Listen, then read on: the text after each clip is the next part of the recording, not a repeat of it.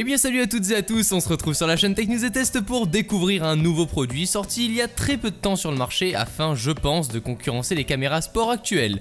Je veux bien sûr parler de la caméra The Blaze iShot One que l'on va s'empresser de déballer pour la tester.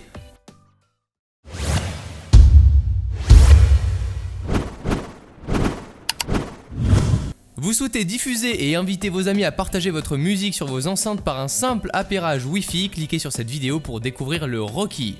Dans le packaging de cette caméra The Blaze nous sera fourni un câble USB afin de le connecter à son PC en tant que webcam et pour recharger les batteries via l'adaptateur secteur également fourni. Un petit manuel, un bracelet fait pour déclencher une prise vidéo ou photo depuis son poignet, des accessoires pour fixer cette dernière par exemple à un guidon de vélo et pour couronner le tout, ces accessoires seront rangés dans une belle pochette de protection qui est donc elle aussi fournie. Très bon point donc pour l'instant concernant le packaging. Cette caméra est bien évidemment waterproof jusqu'à 60 mètres de profondeur, aucun boîtier n'est nécessaire pour la faire plonger. Une fois la micro SD ainsi que la batterie insérée, le boîtier devient complètement étanche. Attention à ne pas oublier de boucher les connectiques à l'aide d'un petit tournevis, oui ça c'est moins cool, je vous l'avoue. Nous sommes donc partis pour filmer en 720p, autrement dit HD jusqu'à 60 images par seconde, mais la caméra peut également filmer en 1080p soit Full HD à 30 images secondes. Au niveau de la qualité, si nous avons une bonne luminosité ça restera très correct. Après, je pense que pour les grands sportifs, les 60 images secondes seront indispensables si nous souhaitons éviter les petits ralentissements au niveau des actions filmées.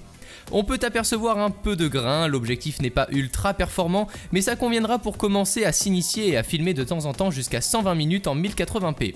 Je vous parlais de photos que l'on pouvait déclencher comme la vidéo depuis le bracelet. Ça fonctionne super bien une fois la montre reliée en 2,4G. La connexion Wi-Fi sera aussi elle disponible pour visionner et prévisualiser nos prises vidéo et photos depuis son smartphone grâce à une application gratuite bien évidemment. Je rappelle que la Wi-Fi est un simple moyen pour se connecter tout comme le Bluetooth, donc non, la caméra ne vous donne pas accès à internet. Nous pourrons paramétrer la caméra depuis le menu très réactif, agréablement surpris à ce niveau-là et l'ergonomie aussi de ce produit m'a beaucoup étonné. À l'avant, nous pourrons retrouver deux LED qui pourront servir lorsqu'on est sous l'eau ou tout simplement dans un endroit sombre et quand j'ai vu ça, je me suis demandé pourquoi la plupart des concurrents n'y ont pas pensé avant.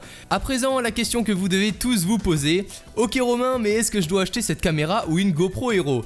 Pour tout vous dire, la qualité et la finition de l'image retrouvée sur les caméras GoPro n'a pour moi jamais été atteint sur ce genre de caméra. Après bien évidemment Sony par exemple peut être très performant et la concurrencer voire être meilleur concernant la qualité d'image que GoPro. Dites-vous que pour 120 € c'est le prix à payer, pour tout ce que je vous ai présenté ça sera parfait pour commencer.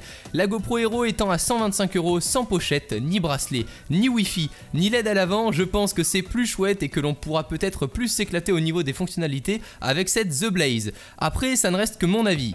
Le petit point faible de cette caméra c'est l'accès à la micro SD se trouvant derrière la batterie étant dans le boîtier, donc au niveau des accès faciles ce n'est pas ça, et concernant le microphone il est vraiment tout sauf audible à mon goût, ne comptez vraiment pas enregistrer des concertos de musique avec. Mais après pour ce qui est de l'autonomie et autres, rien de choquant après quelques semaines d'utilisation. Je pense vous avoir tout dit à propos de cette caméra The Blaze iShot One. Comme d'habitude, plus d'infos à retrouver dans la description. La caméra vient d'être lancée, donc pour se la procurer en France, ce n'est pas encore très simple pour le moment, sachez-le. C'était Romain, en direct de la chaîne Tech News et Test, j'espère que ce produit vous aura plu, n'hésitez pas, si c'est le cas, à aimer et à commenter la vidéo. Sur ce, moi je vous dis, prenez soin de vous, et à la prochaine, ciao tout le monde.